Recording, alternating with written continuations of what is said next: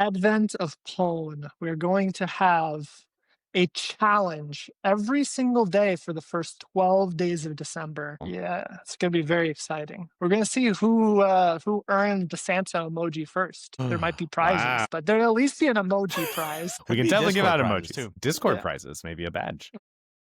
Hey everyone, we're delaying the start for another minute. I'm going to put Jan in timeout. We're going to delay the start for 45 seconds. I'm just going to refuse to start. This is the responsible thing to do.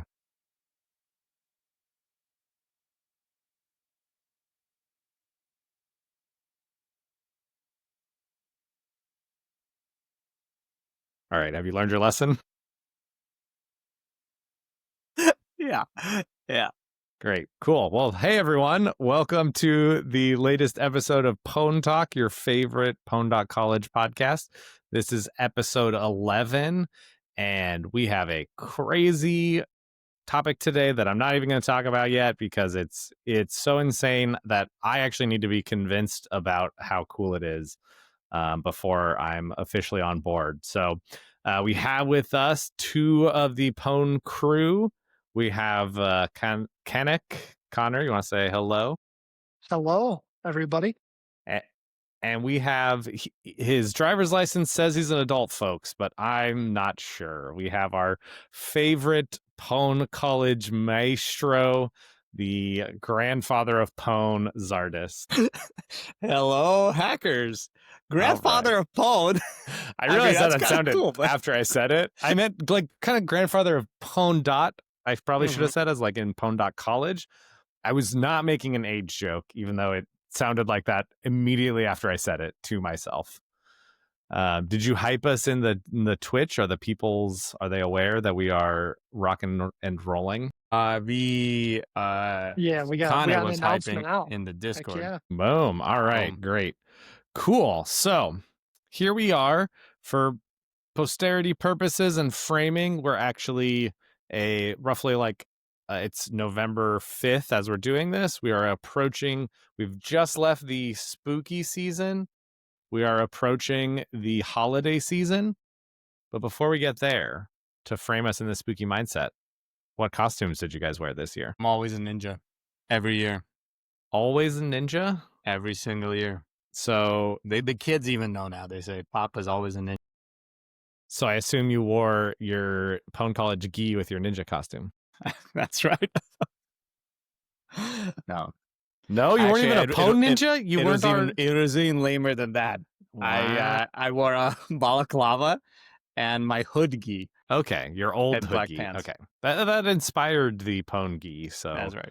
I think that's fair. Are you going to keep pretty opening low and effort closing as far that as my ninja the entire time go. that we're recording? Oh, that's a good point. I Or could is that probably just like leave it open.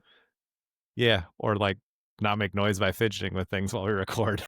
Yeah, I'm used to Apple's voice isolation. You can do anything. This is a podcast where we want to capture all of the voice. Connor, that's true. What did you do? What would you dress up as for Halloween? So to set the scene, my wife, Julia, was Dorothy from The Wizard of Oz, and I was the Yellow Brick Road. Wait, can we get...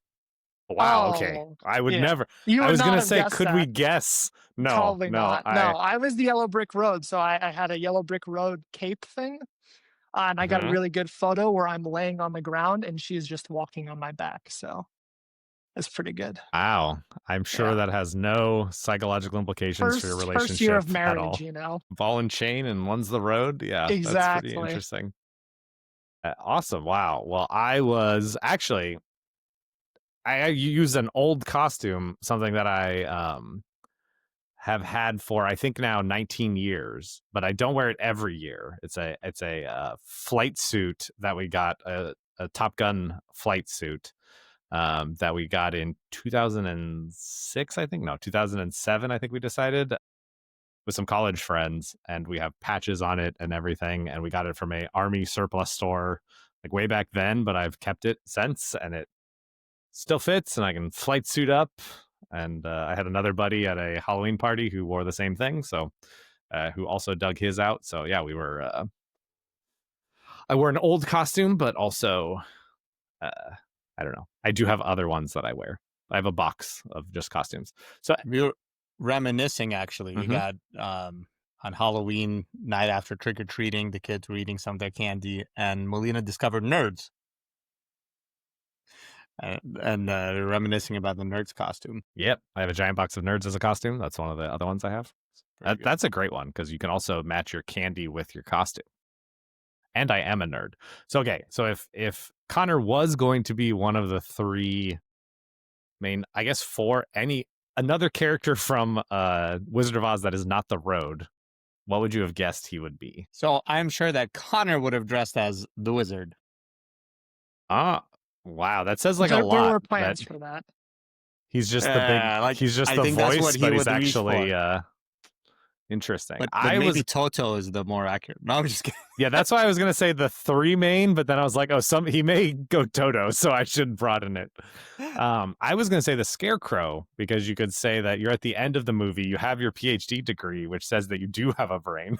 Julia was thinking that I should have been the Scarecrow. I Yeah. wanted to be the See? wizard, but I had ideas related to how I would be the wizard, and Julia denied it. And we're not going to get into those details on this podcast. But yeah, it was Bam, so I had to pivot to the Yellow Brick Road. Great. All right. Speaking of pivoting, I will pivot this conversation to Good, because we're rapidly losing listeners. No, I'm just kidding. Gaining listeners. Drop something in chat. Whose costume do you think was better between the three of us right now in chat so we can pump our numbers up? No, so now we've done with spooky. Now we're approaching, and I guess from the pwn.college perspective, the spooky stuff is the site kind of keeps crashing every now and then, and stuff happens. But eventually, we'll knock all this stuff down or have enough viz that we will notice it. But yeah. Anyways, on that note, our Splunk license expired last week. Cool. So is this a call for please Splunk, Daddy Splunk, give us more? Yeah, exactly. Okay, great. Well, Splunk, you want to sponsor this podcast and or pwn.college, please reach out to Zardis. Brought to you by the search tab. The search tab? What? In the Splunk web interface. Oh, the keeping stuff up. Yes, exactly. That is actually one way we use to keep an eye on things. But going forward, with the holiday season approaching, normally, I don't think pwn.college has actively celebrating it, but I don't know which one of you came up with his idea, but I've heard this crazy idea, something to do in the holiday season. So I saw from the shake of the head from Jan that this is a Connor 100% from the road. So bring us the brick up approach to what you're thinking about. Advent of Pwn. We're going to have a challenge every single day for the first 12 days of December, brought to you by the same people that brought you pwn.college. Yeah, it's going to be very exciting. We're going to see who earned the Santa emoji first. There might be prizes. Wow. All right. Prizes? I don't know. I just made that up on the spot, but there'll at least be an emoji prize. Okay, great. We can definitely give out emojis too. Discord prizes, maybe a badge. Mm. That's great. So are you doing this because you finally want to beat Robert Zhao in something? I have actually beaten Robert Zhao, actually. I'm just going to put that out there. There was one day like 3 or 4 years ago in Advent of Code where I was like rank 17 and he was like rank 70 or something. So I will say that I have actually beaten Robert in Advent of Code on a single day. Wow, that's pretty good. We covered this when we interviewed him and CTF Radio. Yeah, that's why I bring it up. Yeah, we told him to his face our students are better than him. Anyways, so since you mentioned Advent of Code, some of our listeners may not even know what Advent of Code is. So can you walk us through like what is Advent of Code? Yeah, so Advent of Code is a website that has run every year for, I don't know, like the last 10 years, possibly more, possibly less, I don't know, somewhere around there at least, where every single day in the lead up to Christmas, so January or December 1st, December 2nd, all the way up through and including, I think, December 24th, there would be a single challenge release that was like a programming challenge. You could almost kind of sort of think like Leet Code, but maybe it wasn't so focused necessarily on algorithms. It was just kind of a, let's say if you had a degree in computer science, some of the earlier challenges could probably be solved in like 30 seconds, and some of the later ones could be solved in 7-8 minutes if you're really good. And then each day they would actually have two parts. They'd have the easy part and then the advanced part, and they would just have this themed, detailed thing saying like, the elves are working on Christmas and they have this input format. You need to emit this specification to do this. I think this year actually they are going to a 12-day model as well. So that's what inspired me that we could also be the 12 days of Advent instead of the full 24 days of Advent. Interesting. Yeah, it's got to be because we had If they have 2 challenges per day, isn't that like Yeah, 24? I oh, don't they know if have two per day, 12 days. That's they're interesting. two related. It's like the easy version and then the harder version. Um, I don't know if they're doing two parts. They probably still are. Um, but I think he was getting a little burnt out ish. Yeah, There was actually that was interesting. my Yeah, go for it. good. I was going to say, interestingly related to previous topics we've talked about on the this podcast, they're actually getting rid of the global leaderboard this year. Because they didn't Really? like the global leaderboard. Um, because like people were like DDoSing the site and it was way too competitive, and it was just like the creator was like, this is not it. This is out of the spirit. We're done. There's still day by day leaderboards, but like the real hardcore people were fighting for top ranks on the overall leaderboard. Yeah, Oh, interesting. I see. So, okay, so each day will have a leaderboard, but those don't yeah, stack essentially, at least on the exactly, site itself. Huh. exactly. That's interesting. But I guess on another way of looking at it, there's still like people can still create overall leaderboards based on that, right? He asked But people not to, but yeah, oh, interesting. yeah, Wow. he doesn't Oh, want It's that always like like overly whatever. yeah, because there's always this like battle between what you want, what the people want, what makes the site. And we deal with this all the time with write-ups, right? So people want write-ups, people don't want write-ups. We don't want write-ups to be out there, and really the only lever we can do is like eventually say, "Fuck it, pwn.college is gone." I don't know, like so that guy could potentially like, people start making these uh, leaderboards, and it could lead to the death of advent of code, Yeah, it'll be which would be a interesting bummer. because there's actually a lot of communities online that have their own like community leaderboards. So I'd be really That's cool, surprised if mhm. like a someone doesn't private create it. dojo scoreboard.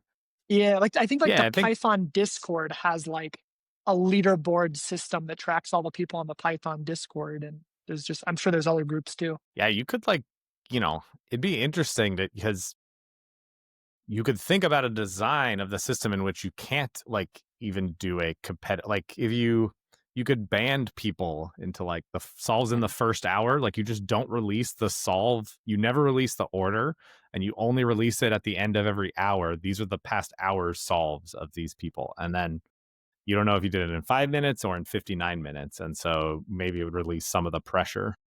Having to be that adversarial with your own user base is a bummer.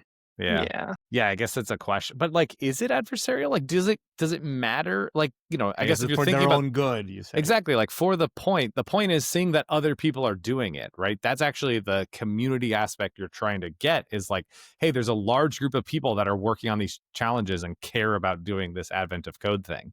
But you're removing that part that says, but we want a winner. We want to know how fast we are compared to everyone else.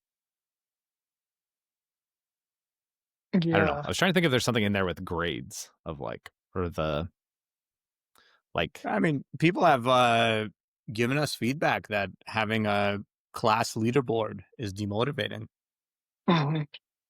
We have gotten that feedback. It's not very common piece of feedback, but it yeah, it's one exists. of these like, Connor, because you did your PhD in this, but like the early gamification of X when gamification was a big thing. It was like, oh, this is, I don't know, gonna be great for education, and like then people do research and find out, well, some people love gamification and some people don't, or like, you know, uh, we have a friend, Jan, that Duolingo, right? So Duolingo has all these streaks. It's supposed to be about learning a language. And I see him and I'm like, oh, what do you like? we're hanging out. Why are you on your phone? And he's like, I got to do my Duolingo thing. And I'm like, okay, wow. I was like, why? He's like, well, I don't want to break the streak. I was like, okay, but who cares about the streak? Like, this literally is nothing. Like, why do this? And he's like, but I have like a 3,000 day streak or literally something insane. I was like, okay, well, what are you learning? He's like, I don't know, the easiest thing I can to just like pass the day, right? It's like literally not learning at all, just spending time on the app so that the streak doesn't get taken away. And I was like, man, what a waste of everybody's time. And what a perverse incentive. I mean, Mhm. I'm sure it's great for an app For where some you want people, I'm people sure to it use it. works. Yeah, and maybe, because on the one hand, maybe if you practice stuff every day, that definitely stacks up, and that's a great way to learn. But if you're not actually learning, I don't know what's happening.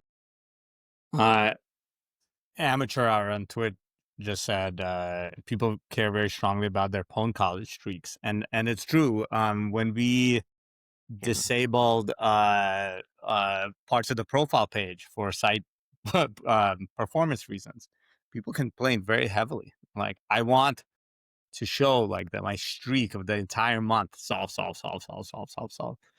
Yeah, that's also insane to me. But that's like This is because it also the top enables. people that complain, like, or not complain in a bad way, but like when the site goes down for like an hour or two, the people messaging the Yeah. loudest on the Discord are like, my streak, my streak, my streak. Mm-hmm. Yeah, because it's those perverse things where like, didn't you have a problem where like the time wasn't exactly right, but then by changing it and fixing it would have messed up people's streaks? So now you have to like. I can't remember if Yeah, we talked about I'm that on the really podcast or that was in a scared meeting. because we do the streak calculation client side based on your own time zone, which is just a super unstable way to track a streak. So if we ever want to Yes. move that server side, we're going to have to do really complicated math to try like every time zone and see what is your best streak for any time zone. Or actually add a feature to the dojo to allow people to set their time zone just for this streak thing. Yeah. Or yeah. get rid of it. Maybe the streaks only ever show in a week, like the last 7 days, like a trailing 7-day streak. In a not saying you do that, but in a similar like philosophy of um in a similar mindset of like, do you like change features so that you don't encourage bad not the behavior you're looking for, let's say. Because we love people using this stuff. We want people to hack, but like, it's a similar thing of like the streaks in a course, right? Of like the leaderboard in a course, like you said. Like what would literally happen is people would pre-solve challenges, get all the flags, and then submit them all right when the challenge is opened. Yeah. It's like, that's not what the leaderboard is Yeah. for. That's not what we I want. wonder Similar I thing with a wonder streak. You though, could pre-solve 30 challenges and just submit a flag a day.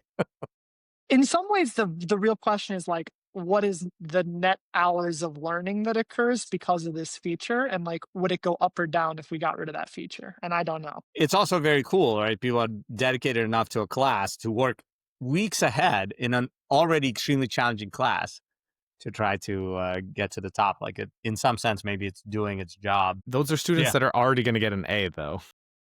And That's probably an also A true. plus. Yeah, And that's like a you whole said, different podcast topic. Sure. And then if it's demotivating other people further down who are going to get, that are like B, maybe borderline BA student, if it's not. But this streak discussion actually has a lot of relationship to why we're thinking along the lines of having this advent, or why we will have the advent of phone, but why we were thinking along the lines that led to it. Because people want, we've talked in the past, people will tackle pwn.college and they'll go hard and they'll keep going hard, and suddenly they're a blue belt. And then it used to be they're a blue belt and they say, well, now what do I do with my life? Some of them. Because they want to learn more in this active hands-on style and so on. And so then we started creating this community content. And before that, we observed like every time we launch like some new introductory module, the blue belts flood in, and they're the first ones there, and they're doing it because it's like, yes, something new to learn, even if it's not so complicated. Like, boom. So then we started putting effort into building out this rich community dojo scene, which at this point is, I think we have enough that we're having discoverability problems. We have to start paying some attention to. The quarterly quiz was a kind of an Yep. imperfect attempt to address this on the advanced curriculum side of things. That, it's just a quarterly quiz module is like a lot of things to constantly think about. So there's some problems there. But then this advent of code or advent of pwn or similar things become like a very nice, here's the one-off. Everyone understands what an advent of blah is. It's some opportunity to have probably the interface will be kind of cool. You can have a little CSS, and you can, the challenges, instead of being the normal boxes, are, set up in a Christmas calendar or whatever. And it's like an interesting way to give people what they want in terms of more learning about something. Maybe we could talk about what, in a way that's also sustainable for us. Like which the quarterly quiz has been really hard to sustain, surprisingly. Yeah, that's one of those. I thought like, yeah, quarterly, this is totally fine, but like it turns out, even occasionally quizzing is hard. Like, yeah, and then, for us, it's, I don't know. There's just so much. Basically, pwn.college is a platform used by 8,000 people a month or something, and like, it's being run by a handful of people part-time, right? So it's, on top of that, building out and building out courses, right? That's and the other building out thing is courses. like, we look at it like effort spent. We kind of want to divert a lot of that effort towards building out courses / whole new dojos rather than necessarily a quarterly quiz, like transient is not the right word, but kind of what. So I guess playing the part of a skeptic here, kind of, you think that with just this being yearly, we can make it work? I think the yearly definitely helps, but I think to me the bigger part, and we'll see what happens, but to me the thing that makes it sound more sustainable is with the quarterly quiz, the goal is to go really deep into some topic and build out like, 8 challenges or something like that in a row with like a learning curve built into it, as well as like ideally lecture material or educational material. My thoughts with the advent of pwn is rather than going really advanced into some topic, it's going to be more of a breadth thing of hitting lots of random topics that we currently don't cover. And maybe it would be interesting to take one of the challenges out of advent of pwn and eventually build a whole module around it. But if you imagine that we go 10 levels deep on some topic, I imagine advent of pwn to be like just level 3 with no thoughts about a ramp around it or going super deep. I think that's what makes it more sustainable. So And I've already written a couple, and they don't take that much time to write. Yeah, and the very clever thing is, assuming it takes off and the community likes it, we can bring trusted people in to help, because it's also a parallelizable process. Whereas the quarterly quiz, essentially it has to be one person or a team that has the same vision to create all of those ramp of challenges. But I guess a similar thing, we managed to, I mean, not that it's impossible to run a CTF or something, but it takes its own effort. And the Arizona CTF wasn't too insane, even if I just step in and write a fifth of the challenges. But that's okay. Yeah, I think these challenges are going to be easier, or on the easier side. They're not necessarily going to be easy because they're going to be a lot of random topics, and you're going to have to learn about the topic on the spot, or at least that's the idea. But it's not like going, like, I think of like the V8 dojo, like going really far into understanding V8 internals, like in different contexts and going far with it, versus just like, the thought is that it'll be a new topic for somebody, but they'll be able to get up to enough speed to solve the challenge relatively quickly. Yeah, this is, so kind of almost like a Pico CTF style of like the difficulty level in some sense. Yeah, I want people to learn about weird topics. It's kind of how I think about it. Yeah. It'll also be very interesting as we move toward. Did we have an episode about the monorepo, or did we keep meaning to have an episode about the monorepo? The challenge. Was that last week, or did we only barely talk about it last week? Last week was interesting. Or 2 weeks ago. Obviously, 2 weeks ago. we did it. harass that. I will find out, but I don't think we. Anyways, as we move toward a place where people can contribute challenges in a reasonable way, I think there we could do something interesting with that. Like, you have the breadth of the advent of Pwn, and then you say, hey, are you interested in? You think there's deeper? Like, make the challenge and send us a PR. If we have enough, then we start. Especially now that we have optional challenge support, we can add those as optional challenges next to the challenge they were inspired by. Yeah. It'd be pretty interesting. Yeah, Actually, that could be a really cool model. Like, just to repeat my brilliant idea for however.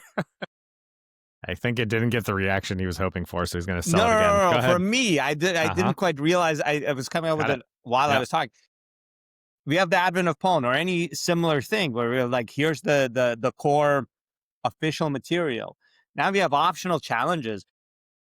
If you have that official material in a place where people can kind of approach and PR additional, like, little sub levels of it or whatever, or related levels, and people can PR that, it goes up as an optional thing. You don't need it for the emoji, but you need it for the scoreboard. So, like, I think the advent of Pwn will be like a wide blast, and then done right, this could get deeper over time as the community is like, but what about this? They end up submitting a new thing. It gets deployed. We have that could be really cool. Like, that could be like a self-driving thing. The tricky thing, you call it self-driving, as like a counter argument, I think what comes to mind is the discoverability problem. Like, I think we have to solve that still. Right? Like, well, if you imagine all these sprinkle of challenges showing up, like, why does someone solve one of these, and like, how do they discover that this is the next thing they want to work on? So in this case, like, imagine the current interface. Like, let's pretend we won't have a fancy calendar thing, or we could during the advent itself, and then it reverts to the normal. You have a header that's like day 1, and then there's one challenge in it, and you have a header day 2 and one challenge, day 3 one challenge. Then as people start building these, inspired by day 3, under it, we have the optional challenge. Day 2, variant by such and such, variant by such and such. I think, like, in the context of this advent of Pwn, where there's a bunch of wide, very brief ideas thrown out, and people can dig in on their own and actually contribute. Or I think challenges. Maybe it would be less of an advent of, like, you would probably want the advent of Pwn thing to be a self-contained reflection of what was there, but then building out more expanded modules or dojos based on those concepts, right? Yeah, that you see what I'm saying? Gets back into maybe the discover, but I think there's definitely something to that. There's something, almost a concept of respins of a challenge. Or can I pitch a different thing that I've been thinking about for a while? A feature request live on air. I think we've maybe pitched this before, talked about this, but I want the ability to run CTFs inside Pwn College. Yeah. So I want to be able to create a new CTF, and then I get an invite link so that people can join my CTF. It's a custom leaderboard. I get to choose the challenges and everything. Custom leaderboard, custom CTF looking interface. And like, bang, I can train my CTF team. I can do other fun class exercises that are time limited. Almost like temporary dojos almost. What feature is missing to do this? Is interesting. Yeah, exactly. Like, does this already exist? Don't we already have the full because we ran the Arizona CTF, right? Exactly. But that was I think like we have the CTF archive with so many challenges. Like, I want to be able to say, okay, I want to just do a week-long CTF with my CTF team, and like with these challenges. With existing challenges. Yeah, with existing stuff inside of Pwn College, right?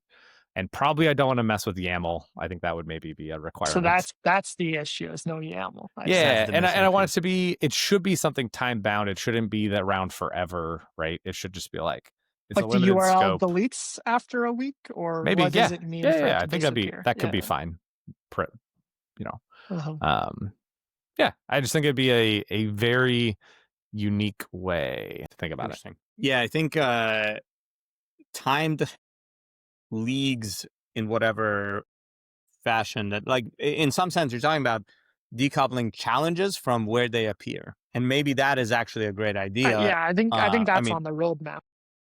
yeah, decoupling challenges from the dojo that they're imported in would be really cool. And that enables a lot of these things like a timed event.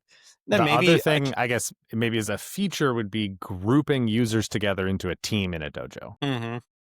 Automatically, or like the users decide to group, or the admin decides to group, or who's doing the grouping? Not sure yet, but Well, like, it could be like there are a couple of really interesting things. Like the way that I'm running my applied vulnerability research class this year, which has some problems. But the way that I'm doing is, I basically assign the students into groups, including a bunch of, blue belts, and sprinkled among them. And it actually works out. That part works out pretty well.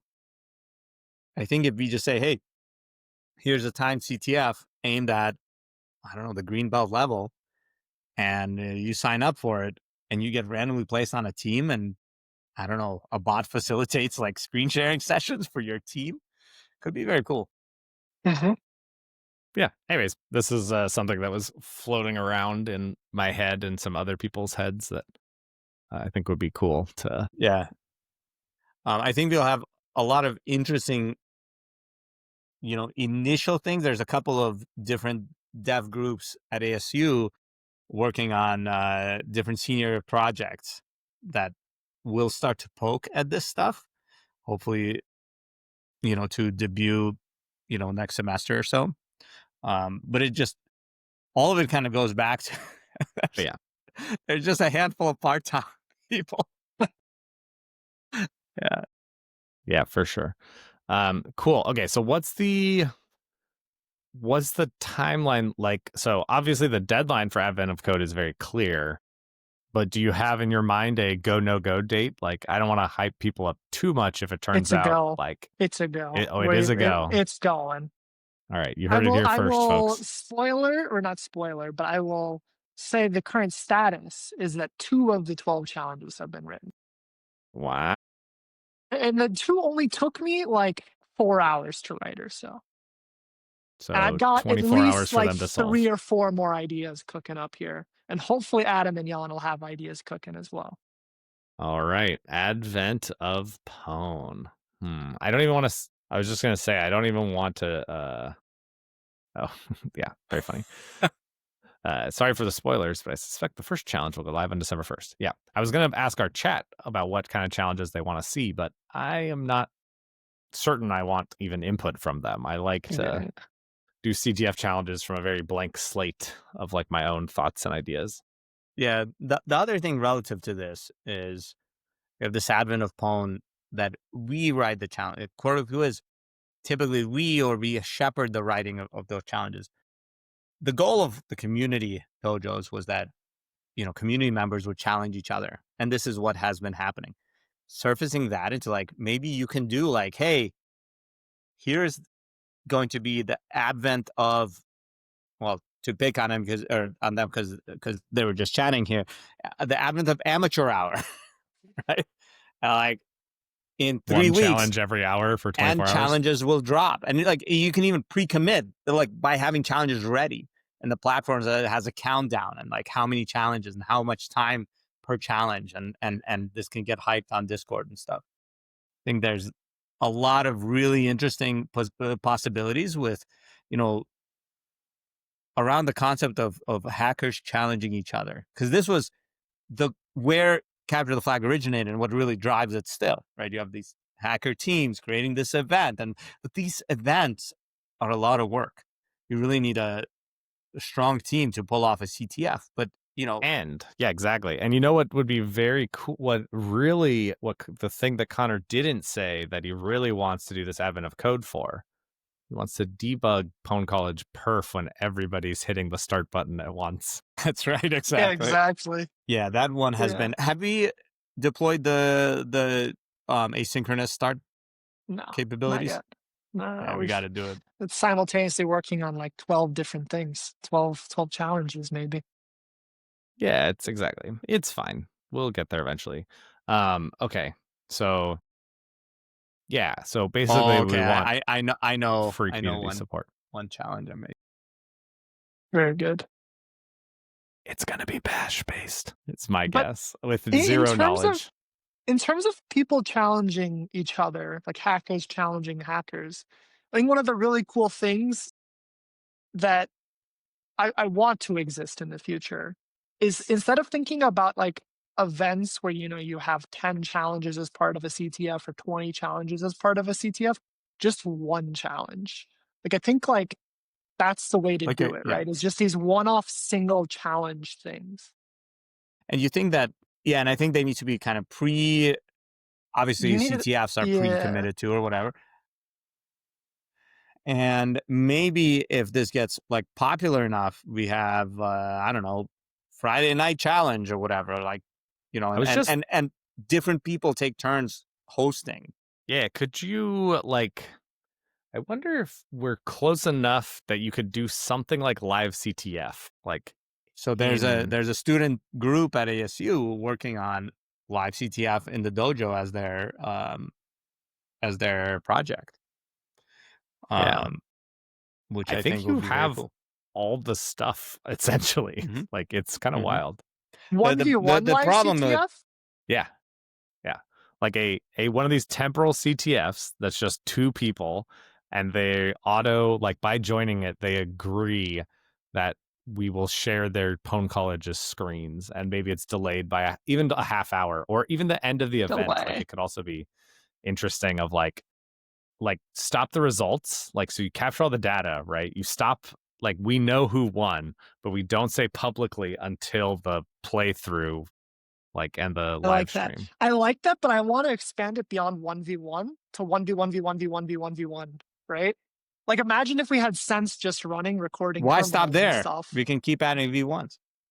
Well, I was gonna say, exactly. what about those soccer games where it's like one professional player versus like 50 kids? Yes, So it'd be like that would be one very cool. Jinmo versus all of Phone College. We could put Sense on a delay, right? Like if we record terminals and stuff, obviously people come into this knowing that this is a recorded whatever, and you can opt out of not being recorded, and then put it on a 30-minute Okay, delay, and now everyone can just like watch everyone solve it yeah, together. this is a very interesting idea from Matt Chiss, King of the Hill. Yeah, exactly. king of a literal king, some kind of king of the hill. Like you're Huh? man, somehow if you're in first or on the hill, you're the one streaming, and then when you win, you kick everyone else off, and you're like streaming. That's interesting. Crazy idea for a King of the Hill challenge, completely unrelated to this, but I will forget it very soon. You have a bunch of people, King of the Hill, same challenge, is a relatively complex program, and based on it has some pre-existing vulnerabilities, and as you get popped, you fall off the hill, so you have to stay unpopped, right, to stay on the hill. But the people at the top of the hill, their binary starts getting bit flipped, while with checks for the test cases, right? So the Functionality. infrastructure will pick a bit, flip it, make sure the test case is patched, and just deploy it over your binary. This is no longer Right? King of And the so Hill. This is a battle royale, right? Where like, and I'm thinking of like those games where like yeah. the wall starts collapsing in. Yeah. Yeah, I think that, like, because of course, those bit flips will start messing with your, the security of the application. Presumably, we'd have to test this. But And you probably if can the predict application is, what the bit flip will do, so you know that in 17 minutes this will be a possibility. yeah, so it could be an interesting yeah. situation. Yeah, Anyways, or I mean, even what you're kind of talking about is what about? So I was thinking more Jeopardy style CTFs, but you're kind of positing what about like attack defense style CTFs? I've really been wanting to explore other. I know this is getting a little bit all over the place, but I think we started by talking about advent of Pwn, right, and yeah, saying like, okay, this is a super interesting new model for thinking yeah, about like using the Pwn College platform for like a daily challenge thing. Like, how does that then go yeah. forward? So I've been wanting to explore other modalities of challenges for a while. I really want to figure out how to do attack defense correctly without it being a massive pain in the ass. Because, attack defense can be very fun. I've had great experiences with attack defense, but Yeah, but you're Zardis. I'm also a big fan of ours. No, I'm just kidding. I don't have that media here. Sorry, man. Damn. But in all seriousness, attack defense can be just such a chore, right? Because I don't know, there's just parts of it that are really frustrating. Like the defense part. Like the defense part, but like all the infrastructure you need, et cetera, et cetera. So pwn.college is very good at providing infrastructure, right? So like what does it look like if an attack defense with pwn.college trappings on top of it? Can we make it in a more asynchronous manner where your defense is the deployment of a new challenge and their attack is solving that new challenge, and so then you don't have to like keep checking. Part of the things that drives me crazy about attack defense is needing a fucking shooter. Why do I have to exploit the same thing over and over and over? I should only have to re-exploit it when it is patched. It's so dumb. Right? Yeah, it's really annoying. And then, like these sort of things are a big pain in the butt. Anyways, that's a concept for another podcast, but cool. All right. So the challenge out there to all of our Pwn Talk listeners. What kinds of did any of these ideas that we pitched here catch you? Are there any crazy CTF style, hacking style challenges that you think would be really cool to happen on the Pwn College platform?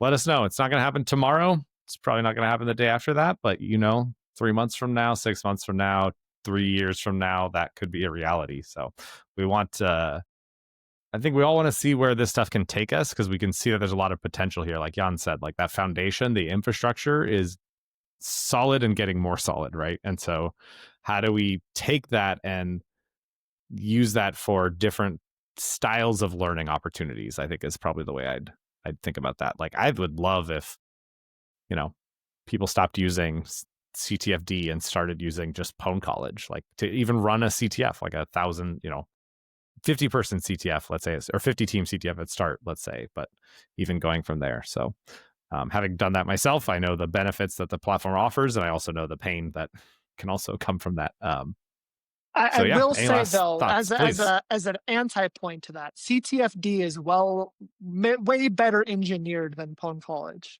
right? We built on top of CTFD, and it is a very stable thing. So except there for are running reasons clearly, right? people, I think that's what that's what I think the main different use cases, exactly. Yeah. So cool. Any other thoughts on the advent of Pwn or other? Very excited personally for it to be a thing, right? Like I Googled advent of Pwn when Connor first brought this up. I was sure it would already be a thing, and it doesn't appear to already be a thing. I also there's thought, a security one. What's the big security one called? Didn't whatchamacallit have a TryHackney has an advent of cyber. Okay. No, there's like the over the wire. Yeah. But like the term advent of Pwn is almost a Google. They did it in I'm looking. They did it in 2018. They did what did they call it? Advent of something. Advent Bonanza. Advent Bonanza. Yeah, exactly. So like, I mean, the idea has been there, but the word advent of the term advent of Pwn seems like, I don't know. See, I really Copyright like it. College. Yeah, exactly. Advent of Pwn. Yeah, I'm excited about experimenting with different formats and ideas of getting things to people. Yeah, the infrastructure's stable enough. Let's fuck it up and do all kinds of crazy stuff. Mm-hmm. Exactly. Cool. All right. Shit, does anybody remember my outro that I did last time? I said something. Oh, you said goodbye, hackers. No, I did not. Boo. Okay. No. Thanks everyone for listening to Pwn Talk. This is us here, your Pwn Talk, your favorite pwn.college podcast. I'm Adam D. I had with me Zardis and Kanak, and keep hacking.